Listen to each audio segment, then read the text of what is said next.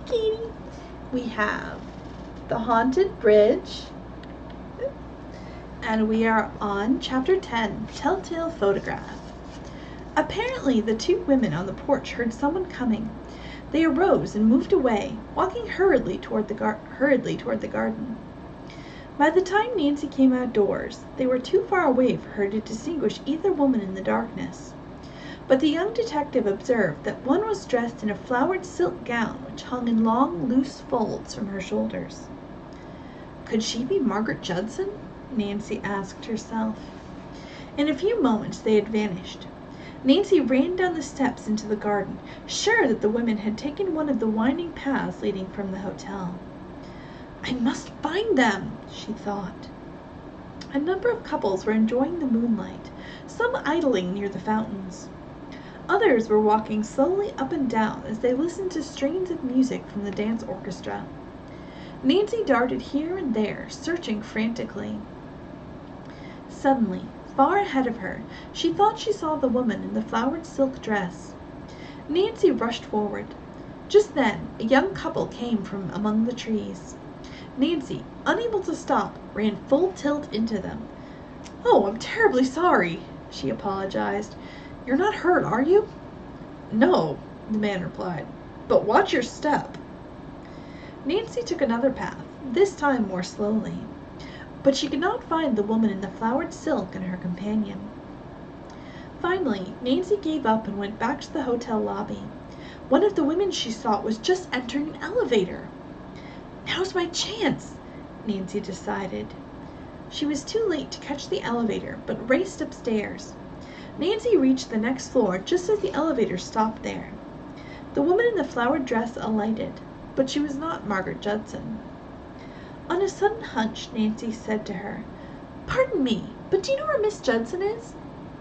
The woman gazed at the girl in surprise, but replied, "Probably she's gone to her room." Nancy was amazed to hear Miss Judson was registered at the hotel. The other day the young woman had said that she was not staying there. "Do you know the number of her room?" "No." Nancy hurried downstairs to ask the desk clerk. "She just left here," he reported. "Decided not to stay after all." "Oh!" Nancy gasped.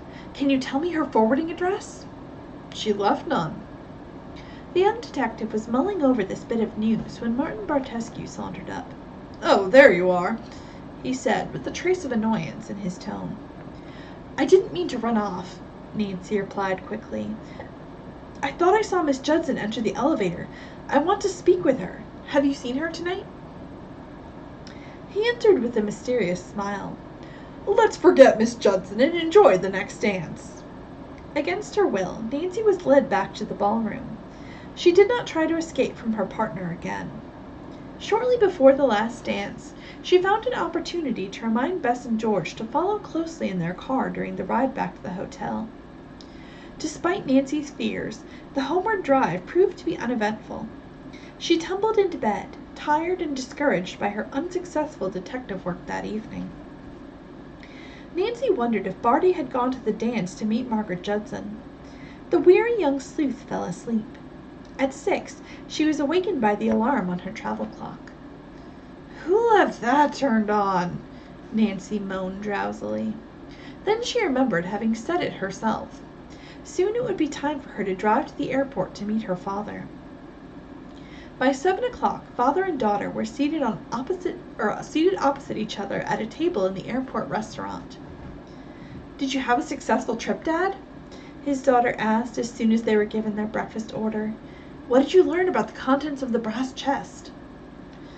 "The New York City police said only one article in the entire collection proved to be stolen property." "The jeweled compact?" "Yes. The other articles couldn't be identified. Of course, they may have been stolen recently, and the theft was not reported. At any rate, the jewelry, with the exception of the compact, is not on the list of articles smuggled into this country by the international gang." Nancy listened to a more detailed account of her father's visit to New York. Then she revealed her own recent activities. "I was sure I'd located Miss Judson at Hemlock Hall," Nancy finished, "but she got away before I could talk to her." "We must trace her," Mr. Drew said.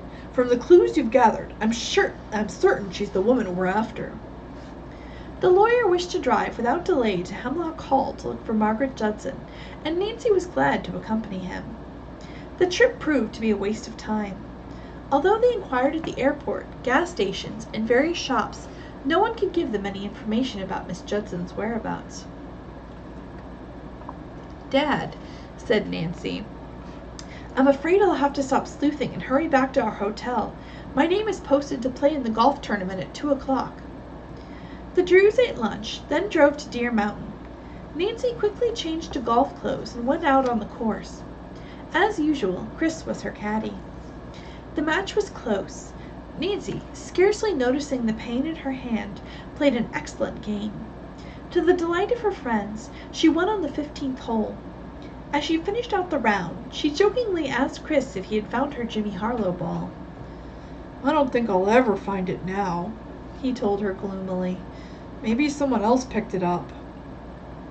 "Have you noticed anyone in the woods by the bridge?" Nancy asked. "This morning I saw a man poking a stick around in the mud by the stream." Nancy pressed for a more detailed description of the person, but Chris was unable to give one. On her way back to the hotel, she reflected on the clue that Chris had unknowingly revealed. That man he saw may have been the Judson gardener, she thought. Or possibly someone who was searching for the brass chest I'd found buried in the mud bank. Nancy was afraid it might be too late to locate the man, but she decided to investigate the haunted bridge area immediately. Bess and George were eager to assist in Nancy's search. The three girls set off across the golf course. They had gone only a few steps when Bess stopped. "Here comes that pest Barty!" she exclaimed. "Now what'll we do?" Thinking very quickly, Nancy greeted the newcomer with a warm smile. "Oh, Mr. Bartescu, did my father see you this afternoon?" "Why, no," he answered in surprise, falling into the trap. "Did he wish to speak with me?" "Well, he was looking for a tennis partner." Martin Bartescu had boasted to Nancy that he excelled in several sports. Tennis and golf, however, he claimed were his favorites. "I see Dad on the terrace!" Nancy cried, and motioned for him to join the group. "Dad, I found a wonderful tennis partner for you," she declared as he came up. The lawyer suspected that Nancy wished to rid herself of Bartescu, and agreed to get his tennis shoes and racket and meet the other man at the courts. The girls made their way toward the haunted bridge. Dark clouds were moving swiftly overhead, and by the time they reached the woods a strong wind was blowing. Soon they were within view of the old bridge. Bess shivered and kept close to her companions. Suddenly they were startled to hear the same moaning and groaning sound which had perplexed them on their first visit. "Oh!" Bess squealed, clutching George's arm. Nancy warned her to be quiet, and for several minutes the girls stood perfectly still, waiting for the sounds to be repeated. There was only a rustle of leaves in the breeze. "I believe the noise came from somewhere right around here," said Nancy. "Let's investigate. Maybe we'll find someone in hiding, playing a joke." The girls searched through the brush and trees near both ends of the bridge, but found no one. Then they explored the trail they had seen on their previous visit, which led along the ravine. Footprints were clearly visible. Had someone used the path within the past 24 hours? A moment later, a shrill scream broke the stillness. This time, Nancy was certain that the cry had come from some distance up the ravine. "Let's go," she urged excitedly. "We'll solve the mystery of these strange sounds yet."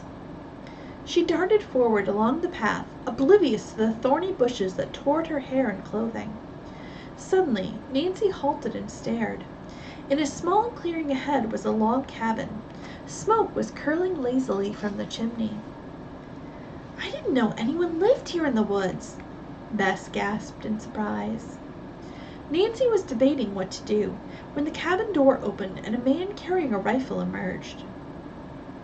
"He's the same one who is working near the Judson property," Nancy whispered. "I'll bet he's the gardener. Let's see what he's up to with that rifle," she added. The man shouldered his gun and struck off in the general direction of the Judson property. "I'm sure he's only going hunting," George declared. Cautiously, the girls followed him. Suddenly, Bess tripped over a mossy log. As she fell headlong on the trail, she gave a faint outcry. The man immediately paused and glanced back. The trio crouched low. Apparently satisfied that the sound he had heard was made by some wild animal, the hunter slowly walked on again. Moments later, the girls heard a loud explosion and saw a sudden flash of fire. They gasped in horror as the man emitted a sudden moan of pain. "He's hurt!" Nancy cried and darted forward. The victim was lying still on the ground when the girls reached his side. Nancy bent anxiously over him and was relieved to find him breathing. A slight trickle of blood oozed from a wound in his forehead. The young detective glanced at the man's rifle, which lay on the ground a short distance away. "His gun must have gone off accidentally," Nancy surmised, then added, "We'd better not move him. Let's get a doctor at once." "I'll run back to the hotel," George offered. "You're not afraid to cross the haunted bridge alone?" Bess asked quietly. George shook her head. "Of course not." As she hurried out of sight, Nancy studied the darkening sky. "I hope the rain holds off, at least until the doctor gets here," she said. But within a few minutes it began to rain. Nancy and Bess carried the wounded man to his 3-room cabin and laid him gently on a bed in the rear room. Bess looked for a clean towel and put a cold compress on his head. Puddles of water were forming on the floor beneath the open windows. Nancy hurriedly closed them.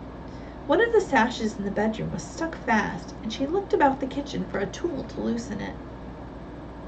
When she opened a drawer of a high cupboard, Nancy came across an assortment of papers. Thinking she might find a letter to identify the unconscious man, Nancy swiftly examined them. Suddenly, her hand encountered a faded photograph between 2 sheets of stiff cardboard. The picture was of a beautiful young girl. Across the bottom, in a bold scrawl, were the words, "To my faithful friend, Joe Haley, Margaret Judson." Nancy thought of the man who lay motionless in the bed. Was he Joe Haley, or was Joe Haley the Judson gardener? "The girl in the photograph is the one I met in the powder room at Hemlock Hall," she told herself. "I was right about her identity." "Nancy, aren't you going to close that window?" Bess broke in on her friend's reflections. "The wind is blowing directly across the bed." After putting the photograph back in the drawer, Nancy continued her search for a tool. Finally, she found a hammer, and using it gently, lowered the sash. At the same time, a wild cry came from behind the cabin. "What was that?" Bess cried in terror. "Ooh, we'll have to find out."